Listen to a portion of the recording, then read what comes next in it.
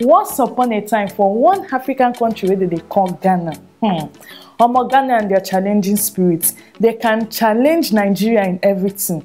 Whether not for showbiz, whether not for music, whether not for entertainment, anything, even for craziness, they want challenge Nigeria for everything. Ghana, e get one Pentecost church where go build, they say they build prison, can't donate, go give their government in the year and so.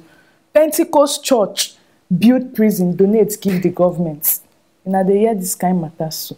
I don't know where this one they happen. Everything just they turn upside down. My carry the video come make ina follow me take see you. Now the video be this.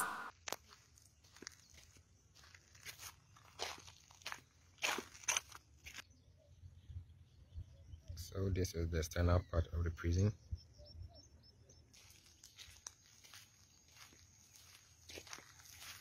The dormitories.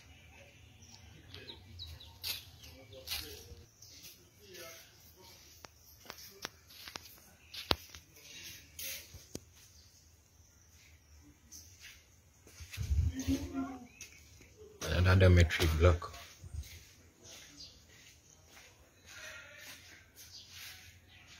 This one now, 1 out of 4 other of the prisons where they built for other regions, they go, they donate, they give government. I'm not saying I go they ask wetin government can they do as all these things they share. I go like telling I say government they build cathedral. Why church can they build prison? Go give them. I no know where all these things begin they start from. The world won't just turn upside down. Making us see how governments don't even start foundation of their cathedral. Now the video be this. President Akufo-Addo tours the special break into the gutter as the Vice President, clergy and others observed with joy the fountain stone which has flown from Israel to Ghana supposedly symbolizes the presence of Jerusalem in the cathedral. Its position will be the location of the altar when the project is completed. Hey, this one shock, you choke my airflow. Hey, my people, this one shock because I don't know why governments go they do this one and church go they build prison. I don't know what thing they try tell us.